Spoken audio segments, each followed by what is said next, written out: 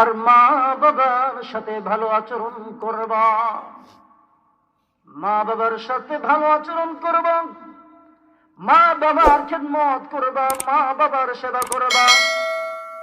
ও হাজি সাহেব, গাজী সাহেব, ও আল্লাহর ওলি, ও মুফতি সাহেব, মুহাদ্দিস সাহেব, একটা কথা মনে রাখবা, মা বাবার খেদমত না করে আমি আল্লাহকে খুশি করার দ্বিতীয় কোনো পন্থা নাই। কথা ঠিক কিনা? আজকে নিয়ত করেছিলাম মা বাবা নিয়ে বলবো, কিন্তু এখন মনে হচ্ছে আল্লাহ এই সমস্ত মাহফিলের একটা অন্যতম উদ্দেশ্য তাকে রবকে চিনানো নয়। এক নম্বর, দুনিয়ার সবাই জানি মা বাবার খেদমত করতে হয়। মা বাবার খেদমতের গুরুত্ব এতখানি কেন, মা বাবার খেদমত কেন করতে হয়, এই কয়েকটা জবাব আজকে দিয়ে যাব। এক নম্বর, দেখুন, দুনিয়ায় যত ইবাদত আছে, ইবাদত গুলো একসাথে সবার উপর ফরজ হয় না। যেমন নামাজ ইসলামের গুরুত্বপূর্ণ একটি ইবাদত, কিন্তু একজন মানুষ যখন সুস্থ মস্তিষ্কে থাকে না, পাগল থাকে, অজ্ঞান থাকে,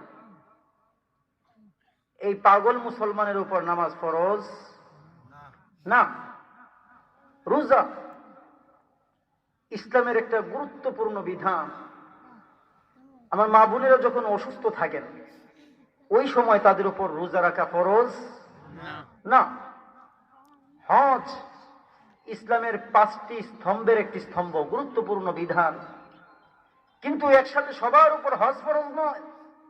হজ করার মতো সামর্থ্য যার আছে তার উপর হজ ফরজ। কথা ঠিক কিনা? যাকাত ইসলামের গুরুত্বপূর্ণ একটি বিধান, কিন্তু দুনিয়ার সব মুসলমানের উপর একসাথে যাকাত দেওয়া ফরজ নয়।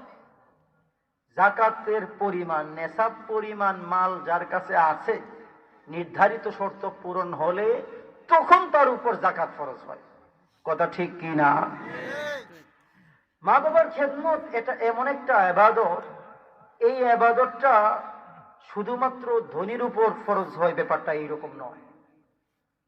শুধুমাত্র আমির সাহেবের উপর, প্রেসিডেন্ট সাহেবের উপর, চেয়ারম্যান সাহেবের উপর ফরজ হয়, ব্যাপারটা এইরকম নয়।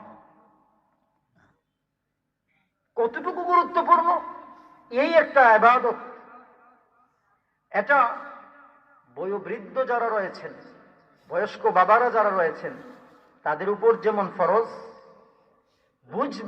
বুঝমান বালকের উপরও তেমন ফরজ, যুবক ভাইদের উপরও ফরজ, মহিলাদের উপরও ফরজ, পুরুষের উপরও ফরজ, বাংলাদেশি মুসলমানের উপরও ফরজ, এশিয়ান মুসলমানের উপরও ফরজ, আফ্রিকার মুসলমানের উপরও ফরজ। এটা এমন একটা ইবাদত, মা বাবার খেদমত, মা বাবার সাথে বেয়াদবি না করা, মা বাবাকে কষ্ট না দেওয়া, মা বাবার সেবা করা, এটা এমন গুরুত্বপূর্ণ ইবাদত যেটা আমির, ফকির, কালো, ধলো, নারী, নর, Bangladeshi, Pakistani, Afghanistani, Indian, Asian, European, African, জাপানি, জার্মানি, চাইনিজ, রাশিয়ান, পৃথিবীতে যত দল মতের মানুষ রয়েছে সব মুসলমানের উপর এই ইবাদতটা ফরজ। এই কথা বলার সুযোগ নাই, আমি তো গরিব মানুষ, আমি মনে হয় মা বাবার কথা না শুনলেও চলবে, আমি তো মহিলা, আমার উপর মনে হয় এই ইবাদতটা জরুরি না, আমি মনে হয় মা বাবার সাথে বেয়াদবি করলেও সমস্যা নেই। এই একটা ইবাদত, যে ইবাদত বুড়া বুড়া, আমির, ফকির, কালো, ধলো, নারী, নর সবার উপর ফরজ। এর দ্বারা কি বোঝা যায়? মা বাবার খেদমতের গুরুত্ব কম না বেশি? আর একটু জোরে বলতে হবে, অনেক বেশি। একটা পয়েন্ট, মা বাবার খেদমতের গুরুত্ব আছে, মা বাবার খেদমত করতে হয়, এটা আমরা সবাই জানি। কেন করতে হয় এই কয়েকটা পয়েন্ট বলে যাব। 2 নম্বর, আল্লাহ কতটুকু গুরুত্ব আরোপ করেছেন দেখেন। সূরা বনী ইসরাঈলের 23 নম্বর আয়াতে আল্লাহ শুরুতে অর্ডার করেছেন, وَقَضَى رَبُّكَ أَلَّا تَعْبُدُوا إِلَّا إِيَّاهُ وبالوالدين إحسانا। তোমার রব তোমাকে আদেশ দিয়েছেন তুমি আমি আল্লাহ ছাড়া অন্য কারো ইবাদত করবে না। وبالوالدين إحسانا, আর মা বাবার সাথে ভালো আচরণ করবা। প্রশ্ন হচ্ছে মা বাবার সাথে ভালো আচরণ করা এটাও তো আল্লাহর ওয়ার্ডার, এটাও তো ইবাদত। আল্লাহ শুরুতে নিজের ইবাদতের কথা বলেছেন, এরপর আবার আরেকটা ইবাদতের কথা কেন বললেন বোঝার দরকার আছে না নাই? আল্লাহ প্রথমে বলেছেন শুধুমাত্র আমি আল্লাহর ইবাদত করব, এরপরে মা বাবার খেদমত যেহেতু আল্লাহর অর্ডার এটাও তো ইবাদত। এরপরে আবার আলাদাভাবে বলতেছেন আর শোনো কেবলমাত্র আমি আল্লাহর ইবাদতের পাশাপাশি মা বাবার খেদমতও করবে। এখানে একটা বিষয় বুঝার বিষয়, আল্লাহ এই আয়াতে প্রথম অর্ডারের সাথে দ্বিতীয় অর্ডার এভাবে করতে পারতেন, ও বান্দারা শুধুমাত্র আমি আল্লাহর ইবাদত করবা আর বেশি বেশি জিকির করবা। এইখানে এই আয়াতে ভিন্ন ভিন্ন আয়াতের কথা ভিন্ন প্রসঙ্গে আসবে, এই আয়াতের ব্যাখ্যাটা করি। এখানে আল্লাহ বলতে পারতেন ও বান্দারা শুধুমাত্র আমি আল্লাহর ইবাদত করবা আর বেশি বেশি তাবলীগ করবা। ও বান্দারা আমি আল্লাহর ইবাদত করবা আর বেশি বেশি তালিম করবা। আল্লাহ অন্য সমস্ত ইবাদতের কথা বাদ দিয়ে বলতেছেন শুরুতে আমি আল্লাহর ইবাদত করবা, শুধুমাত্র আমি আল্লাহর ইবাদত করবা। আরেকটা ইবাদতের কথা তোমাদেরকে মনে করিয়ে দেই, এটাও আমি আল্লাহর অর্ডার, কিন্তু স্পেশাল ভাবে তোমাদের জন্য মনে করিয়ে দেই, কেবলমাত্র আমি আল্লাহর ইবাদতের পাশাপাশি তোমাদের মা বাবার খেদমতটা করবা। আল্লাহ নিজের ইবাদতের কথা বলার পর মা বাবার খেদমতের কথা আলাদাভাবে, দুনিয়ার অন্য কোনো ইবাদতের কথা বলেন নাই। শুধুমাত্র আমি আল্লাহর ইবাদত করবা আর নামাজ পড়বা, শুধুমাত্র আমি আল্লাহর ইবাদত করবা আর মাদ্রাসায় পড়াবা, এগুলো বলেন নাই। আল্লাহ বলতেছেন শুধুমাত্র আমি আল্লাহর ইবাদত করবা আর মা বাবার খেদমত করবা। বলি আল্লাহু আকবার, আর জোরে বলি আল্লাহু আকবার। কতটুকু গুরুত্ব আল্লাহ দিলেন নিজের ইবাদত করার পর স্পেশাল ভাবে আবার একটা ইবাদতের কথা মনে করিয়ে দিলেন, সেই ইবাদতের নাম হলো মা বাবার খেদমত। 3 নম্বর পয়েন্ট, কেন মা বাবার খেদমত করতে হয় এই জবাবগুলো দিচ্ছি। 3 নম্বর পয়েন্ট, এই আয়াতে লক্ষ্য করুন আল্লাহ শুরুতে বলেছেন শুধুমাত্র আমি আল্লাহর ইবাদত করবা, এরপরে বলতেছেন মা বাবার খেদমত করবা। শুরুর ওয়ার্ডারটা হচ্ছে, প্রথম ওয়ার্ডারটা হচ্ছে আল্লাহর হক।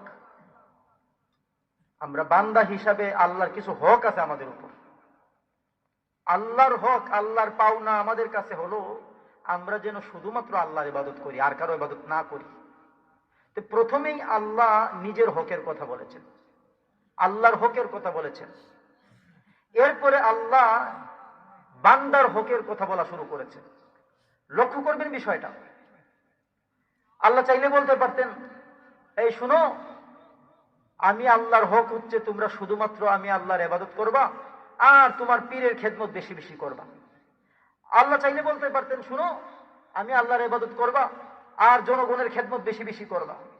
আল্লাহ চাইলে বলতে পারতেন শুনো আমি আল্লাহর ইবাদত করবা আর উস্তাদের খেদমত বেশি বেশি করবা।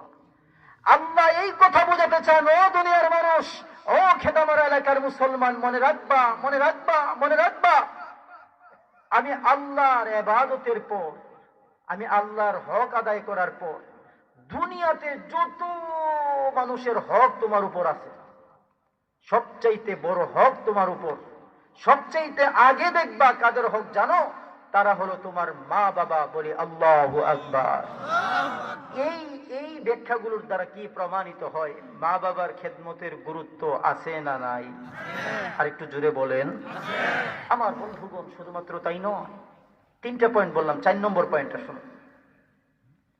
পবিত্র কোরআনুল কারীমের সবচেয়ে বড় যে সূরা, এই সূরার ইতিহাস তালাশ করলেও মা বাবার খেদমতের দিকে ইঙ্গিত পাওয়া যায়।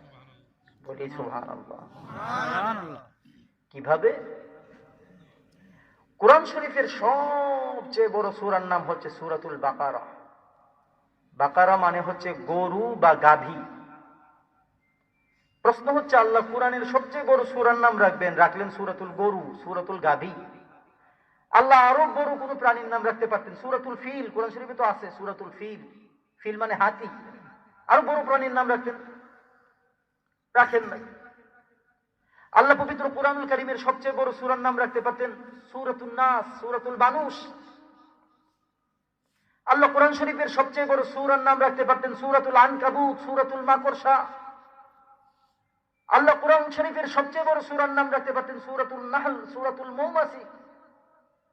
আল্লাহ অন্য সমস্ত আসমান, জমিন, চন্দ্র, সূর্য, গ্রহ, নক্ষত্র, গাছপালা, তরু লতা, খাল, বিল, নদী, নালা, পাহাড়, পর্বত, সাগর, মহাসাগর, ভেড়া, বকরি, হাঁস, মুরগি, মানব, দানব, জিন, পরী, ফেরেশতা, সব কিছুর নাম বাদ দিয়ে কোরআন শরীফের সবচেয়ে বড় সূরার নাম রাখলেন সূরাতুল বাকারা, সূরাতুল গরু, সূরাতুল গাভী। বলুন তো দেখি, একটু বুদ্ধি খাটিয়ে, একজনও জবানটা বন্ধ রাখবেন না আশা করি। আল্লাহ দুনিয়ার সমস্ত নাম বাদ দিয়ে কোরআন শরীফের সবচেয়ে বড় সূরার নাম যে রাখলেন সূরাতুল গরু, গরুর নামে যে সূরা রাখলেন, এর পিছনে কোনো কারণ আছে না নাই? আর একটু আস্তে বলেন, আছে না নাই? কি কারণ? কি কারণ? মুফাসসিরিনে কেরাম বলেন, এই কারণ তালাশ করলেও এই কথা পাওয়া যায়, ও বান্দা, আল্লাহকে যদি পেতে চাও, মা বাবার খেদমত না করে কোনো উপায় নাই। বলে আল্লাহু আকবার। কিভাবে? একটা উদাহরণ দিই। কোরআন শরীফের একটা কিচ্ছা যদি বলি, রাগ করবেন? ওই পিছনের ভাইরা মনে রাগ করবেন? রাগ করবেন? বনি ইসরাইলের জমানায় আল্লাহর এক বান্দা ছিল, সে মা বাবার খুব অনুগত। ইচ্ছা করে তো বটেই, অনিচ্ছাকৃত ভাবেও মা বাবাকে কোনোদিন কষ্ট দিত না। বলি আল্লাহু আকবার। আল্লাহু আকবার আওয়াজের যে অবস্থা, জোরে বলি আল্লাহু আকবার। আল্লাহ তাআলা এই বান্দারে পরীক্ষা করার জন্য আসমান থেকে ফেরেশতা পাঠিয়ে দিলেন। মানবরূপী ফেরেশতা কিভাবে পরীক্ষা করলেন, আল্লাহ কুরআনুল কারীমে সেই ইঙ্গিতটা দিয়েছে, একটু পরে বলবো বোঝার জন্য। আল্লাহ কুরআনুল কারীমে এই ঘটনার একটা অংশ নিজে বর্ণনা করেছে। কিভাবে? ওই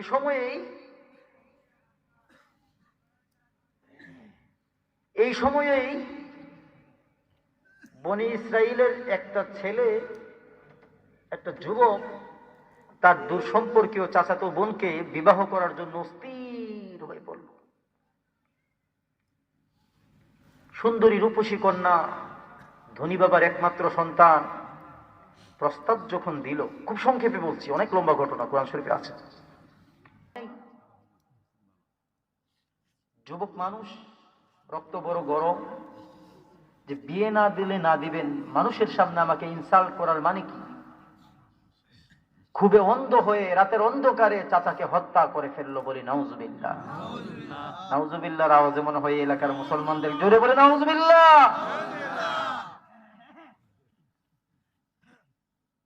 হত্যা করার পর এইবার হুঁশ আসলো, হায় হায়, কাজটা করলাম কি? রাগের মাথায় যে হত্যা করে ফেললাম। ঘুম থেকে উঠে যখন এই কথা ছড়িয়ে পড়বে যে আমাদের এলাকার ইতিহাসের সবচেয়ে ভালো চেয়ারম্যান যিনি ছিলেন তারে মেরে ফেলেছে, ঘুম থেকে উঠে যখন এই কথা ছড়বে এই এলাকার সবচাইতে ভালো হাজী সাহেব যিনি ছিলেন তারে কে জানি মেরে ফেলেছে, তাহলে তো আমাদের আর কোনো উপায় থাকবে না, তদন্ত করা শুরু হয়ে যাবে। এই জন্য তার উপর যেন কারো সন্দেহের তীর না আসে, সে নিজেই প্রথম আওয়াজ তুলল, বিচার চাই, বিচার চাই, চাচা হত্যার বিচার চাই। আমাদের সমাজেও এরকম কিছু চোরা পাওয়া যায়, নিজের জান বাঁচানোর জন্য অন্যদের দিকে আঙ্গুল তুলে, আসে না নাই? বাংলা ভাষায় এটাকে বলা হয় উদুর পিণ্ডি বধুর গাড়ি চড়ানো। এটা শুধুমাত্র আমাদের সমাজে নয়, আন্তর্জাতিক অঙ্গনেও আপনি দেখবেন Afghan, Iran, Kashmir, Chechnya, Bosnia, Palestine, এমনকি পাশের দেশ মিয়ানমারে যখন মুসলমানদেরকে কচুকাটা করা হয়, আমার মা বোনদেরকে যখন ধর্ষণ করা হয়, আমার ছোট্ট ছোট্ট মাসুম বাচ্চাদেরকে যখন আগুনে পুড়িয়ে হত্যা করা হয়, পৃথিবী জুড়ে মুসলমানদেরকে যখন নির্মম নির্যাতন করা হয়, ঘর বাড়ি থেকে কিভাবে আগুন লাগিয়ে জোর করে তাড়িয়ে দিয়েছে মিয়ানমারের মুসলমানদেরকে, বাংলাদেশ সরকার সহ জনগণকে ধন্যবাদ জানাতে হয়, নিজেদের সর্বস্ব মিলিয়ে তাদের পাশে দাঁড়িয়েছিল, কথা ঠিক কিনা? তাদের উপর যখন আক্রমণ চালানো হয়, বম্বিং চালানো হয়, তাদের দেশ দখল করা হয়, নিজের দেশ বাঁচানোর জন্য মুসলিম মুক্তিযোদ্ধারা যখন, মুসলিম মুজাহিদ বাহিনী যখন তাদেরকে রুখে দাঁড়ায়, ইরাকের মুসলিম মুক্তিযোদ্ধারা যখন রুখে দাঁড়ায়, আফগানিস্তানের মুসলিম মুক্তিযোদ্ধারা যখন রুখে দাঁড়ায়, মিয়ানমারের মুসলিম মুজাহিদরা যখন রুখে দাঁড়ায়, এই আন্তর্জাতিক চোরের গোষ্ঠী তখন নিজেদেরকে চোর থেকে নাম কাটানোর জন্য উল্টা মুসলমানদেরকে চোর সন্ত্রাস বলে গালি দেয়, কথা ঠিক কিনা? আমার মুসলমান ভাইরা, এই যুবকে এই বুদ্ধি খেলল রাজনীতি, সে যখন বিচার চাই আওয়াজ তুলল, এলাকার মুরব্বিয়ান চিন্তা করলেন এটা গুরুত্বের সাথে বিবেচনা করা দরকার। আজ একজনকে কে জানি মেরে ফেলেছে, আগামীকাল আরেকজনকে মেরে ফেলবে, আমাদের তো কোনো উপায় থাকবে না। এই জন্য কিভাবে তাকে বের করা যায় তদন্ত শুরু হওয়া দরকার। অনেক চিন্তা ভাবনার পর মুরব্বিয়ানে কেরাম যুবকদেরকে ডাক দিলেন। ডাক দিয়ে বললেন, একটা কথা মনে রাখবেন, সব এলাকারই মুরব্বিয়ানে কেরাম যারা রয়েছেন তাদের বিদ্যা বুদ্ধি অভিজ্ঞতা একটু বেশি থাকে, ভালো থাকে, তাদের চিন্তা পরামর্শ দিক নির্দেশনা ভালো থাকে, কথা ঠিক কি না? যুবক ভাইদের আওয়াজ কম কেন? জোরে বলে আলহামদুলিল্লাহ।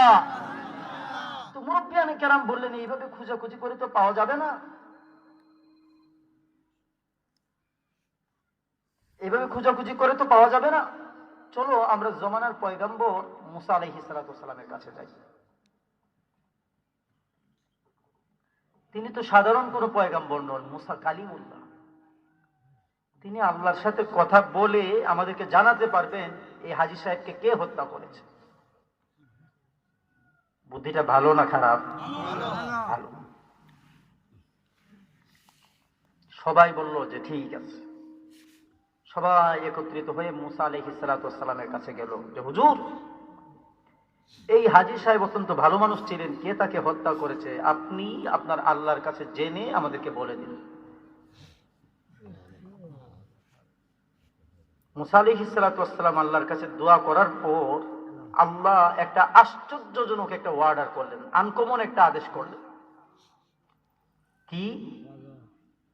আল্লাহ বললেন, মুসা আলাইহিস সালাম আল্লাহর কাছ থেকে জেনে বললেন, আল্লাহ তোমাদেরকে বলতেছেন তোমরা যদি আসলেই সন্ত্রাসীকে খুঁজে বের করতে হয়, একটা গরু জবাই করো, গরু।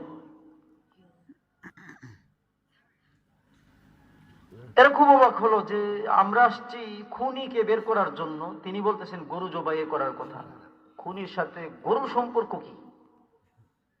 জবাবটা দিচ্ছি হলো, কোরআন শরীফের সবচেয়ে বড় সূরার নাম গরুর সূরা কেন রাখলেন আল্লাহ? মনে আছে না নাই? মুসা আলাইহিস সালাম বলেন, আল্লাহ তোমাদেরকে অর্ডার করেছেন একটা গরু জবাই করে এই গরুর রানের গোশত কিংবা হাড্ডি যদি মৃত ব্যক্তির শরীরে লাগিয়ে দাও, সে নিজেই জিন্দা হয়ে বলে দেবে কে তাকে হত্যা করেছে। এই ঘটনাটা আল্লাহ কোরআনে নিজে বলেছেন। মজার ঘটনা, যদি সময় থাকতো বিস্তারিত বলা যেত, খুব ভালো লাগতো। আল্লাহ কোরআন শরীফে কিভাবে বলেন? মুসা আলাইহিস সালামের কাছে আসার পর আল্লাহ বলেন, সূরাতুল বাকারায় আছে, ইন্নাল্লাহা ইয়া'মুরুকুম আন তাযবাহু বাকারা। আল্লাহ তোমাদেরকে অর্ডার করেছেন তোমরা যেন একটা গরু জবাই করো। আন তাযবাহু তাযবাহু, জবাই করো, বাকারা গরু, বাকারা গরু। আল্লাহ তখন অর্ডার করেছেন একটা গরু জবাই করলে এই গরুর রানের গোশত কিংবা হাড্ডি লাগালে মরা মানুষ জিন্দা হয়ে যাবে। এদের তখন উচিত ছিল যে কোনো একটা গরু জবাই করে, ধরা যাক খেতামারা এলাকা থেকে একটা গরু জবাই করে আল্লাহর হুকুম পালন করা আর সন্ত্রাসীকে খুঁজে বের করা। কথা ঠিক কিনা? এখানে একটা প্রশ্ন জাগে, আল্লাহ চাইলে তো মরা মানুষরা আল্লাহ নিজেও অর্ডার করতে পারতেন, এ মরা মিয়া তুমি নিজে জিন্দা হয়ে বলো কে তোমাকে হত্যা করেছে। আল্লাহ নিজে না বলে গরু জবাইয়ের কথা কেন বললেন? প্রশ্ন জাগে না জাগে না? দুই কারণে আল্লাহ গরু জবাইয়ের কথা বলেছেন। একটা কারণ হচ্ছে মুসা আলাইহিস সালাতু ওয়াস সালামের উম্মতদের একটা বৈশিষ্ট্য ছিল, একটা দোষ ছিল, ঘাড়তেরামি। বেশি বেশি শুধু প্রশ্ন করত, নবীর উপর পাল্টা প্রশ্ন করত, অতি পণ্ডিতি করত। একটা হুকুম আল্লাহর পক্ষ থেকে আসলেই বলতো, হ্যাঁ এটা তো আমাদের বুদ্ধিতে ধরে না, এটা এইভাবে কেন হলো, ওইভাবে কেন হলো না, আল্লাহ এইরকম অর্ডার কেন দিলেন, ওই রকম অর্ডার কেন দিলেন না। নবীর উপর পাল্টা প্রশ্ন করা, উলামায়ে কেরামকে নিয়ে পাল্টা পাল্টি পণ্ডিতি করা। উলামায়ে কেরাম এরা মূর্তি আর ভাস্কর্যের অর্থই তো বুঝে না, এরা নিষেধ করার কে? ভাস্কর্যের পক্ষেই আমরা থাকবো, এইরকম পাবলিক আমাদের সমাজে আছে না নাই? আল্লাহ চাইলেন এই একটা ঘটনা দিয়ে, এরা যে সবসময় ঘাটতেরামি করে, বেশি বেশি প্রশ্ন করে, এই একটা ঘটনা ঘটিয়ে তাদেরকে সাইজ করবেন। কি করবেন? জোরে বলেন, কি করবেন? সাইজ করবেন। দ্বিতীয় নম্বর আরেকটা কারণটা একটু পরে বলছি, ওই যে আরেকটা ঘটনা শুরু করেছিলাম ওইখানে আসবে। মাইক ডিস্টার্ব করছে কেন বুঝলাম না। এই দুই কারণে আল্লাহ গরু জবাইয়ের অর্ডার করলেন। আপনার কথা বলার দরকার। দুই কারণে আল্লাহ বনি ইসরাইলের উম্মতদেরকে গরু জবাইয়ের অর্ডার করলেন। এদের তো উচিত ছিল তাৎক্ষণিক একটা গরু ধরে জবাই করে সন্ত্রাসীকে বের করে ফেলা। ওই যে সবসময় পাল্টাপাল্টি প্রশ্ন করে অভ্যাস, এরা নবীকে প্রশ্ন করলো, নবী গো, যেই গরুর রানের গোশত কিংবা হাড্ডি লাগালে মরা মানুষ জিন্দা হয়ে যায়, আমাদের মনে হয় এটা আমাদের খেতামারা এলাকার সাধারণ গরুর মতো নয়, নিশ্চয়ই এই গরুর মধ্যে এমন কোন পাওয়ার আছে যেই পাওয়ারের কারণে মরা মানুষ জিন্দা হয়ে যাবে। দেখেন কেমন গাড়তেরা। আচ্ছা, আপনাদেরকে জিজ্ঞেস করতে চাই, একটু স্বাভাবিক বুদ্ধি খাটিয়ে বলেন তো দেখি, এখানে যে মরা মানুষ জিন্দা হবে, এটা কি গরুর পাওয়ারের কারণে না আল্লাহর হুকুমের কারণে? আরো জোরে। আল্লাহর হুকুমের কারণে। স্বাভাবিক বুদ্ধিটাও নাই, কারণ সবসময় মনে করে আরে মোল্লারা কি বুঝে, আমরা আরো বেশি বুঝি। তো হে নবী, আমাদের এলাকার একটা সাধারণ গরু জবাই করলে মরা মানুষ জিন্দা হয়ে যাবে, এটা আমাদের বিশ্বাস হয় না, ইয়াকিন আসে না। মনে হয় এই গরুর এমন কোন স্পেশালিটি আছে, এমন কোন কোয়ালিটি আছে যে কারণে গরুটারে জবাই করলে মরা মানুষ জিন্দা হবে। আপনি আপনার আল্লাহরে জিজ্ঞেস করেন এই গরুর রং কি হবে, আল্লাহ যেন এটা আমাদেরকে বলে দেন, রংটা যেন বলে দেন। আল্লাহ কোরআন শরীফে এই ঘটনাটা বলেছেন, قالوا ادع لنا ربك يبين لنا ما لونها قال إنه يقول إنها بقرة صفراء فاقع لونها تسر الناظرين।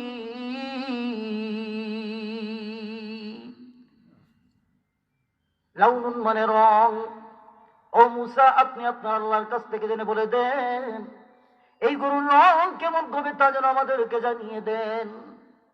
আল্লাহ এবার জানিয়ে দিলেন, ইন্নাকা ইয়াকুলু ইন্নাকা বাকারাতুন সাফরা,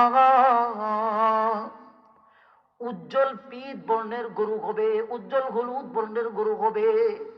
শুধুমাত্র উজ্জ্বল পীত বর্ণের গরু হবে তা নয়, শুধুমাত্র সাদা কালো লাল স্বাভাবিক রং বাদে ভিন্ন কালারের রং হবে তাই নয়। আমি আল্লাহ তোমাদেরকে অর্ডার করছি, হে পণ্ডিতের দল, এইটা এমন সুন্দর গরু হতে হবে, এমন কালারের গরু হতে হবে, খেটামারা এলাকার মানুষরা দেখলেই যেন মনে করে জীবনে কত গরু দেখলাম রে, বাপ দাদার আমল থেকে গরু দেখি, গরুর হাটের মধ্যে গরু দেখি, জীবনভর গরু পালি, এমন কালারের গরু, এমন সুন্দর গরু, এমন আনকমন কালারের গরু, এমন কালারের গরু জীবনে কোনোদিন দেখি নাই। এই যে একটা শর্ত বাড়লো, এমন সুন্দর কালারের গরু হতে হবে, দেখলেই মনে হবে এত সুন্দর গরু জীবনে কোনোদিন দেখি নাই। আচ্ছা বলুন তো দেখি, এইরকম গরু পাওয়া সহজ রইল না কঠিন হয়ে গেল? আর একটু জোরে। এখন তো উচিত গরুটা জবাই করা। আবার পণ্ডিতের দলে প্রশ্ন করে, হুজুর রংটা তো বুঝলাম, বয়সটা তো কইলেন না। আল্লাহ কোরআন শরীফে এই কথাও জানিয়েছেন,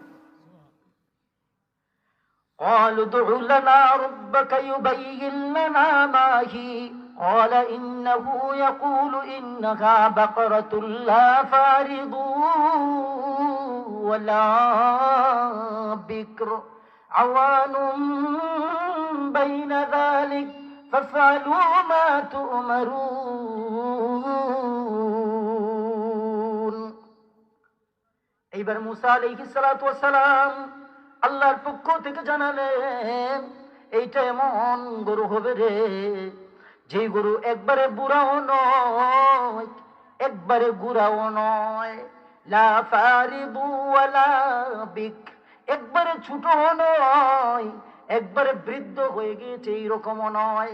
বয়সটা কেমন হবে? আওয়ানুম বাইনা যালিক, মাঝামাঝি বয়সের গরু, মাঝামাঝি বয়সের গরু। রঙও জানলো, বয়সও জানলো। এখন তো উচিত গরুটা জবাই করার কথা, ঠিক কিনা? এইবার আবার প্রশ্ন করে, নবী গো, যে গরু জবাই করলে মানুষ জিন্দা হয়ে যায়, আমাদের ইয়াকিন আসে না, আমাদের মনে হয় এই গরুর আরো কিছু স্পেশালিটি আছে। আপনি আপনার আল্লাহরে জিজ্ঞেস করেন, এমন কি গুণ আছে যে গুণ দুনিয়ার অন্য গরুদের মধ্যে থাকে না, আরো যেন কিছু গুণ আমাদেরকে বলেন। এবার আল্লাহ আরেক আয়াতে জানান, قالوا ادع لنا ربك يبين لنا ما هي قال إنه يقول إنها بقرة لا ذلول تثير الأرض ولا تسقي الحرث مسلمة لا شية فيها قالوا الآن جئت بالحق فذبحوها وما كادوا يفعلون।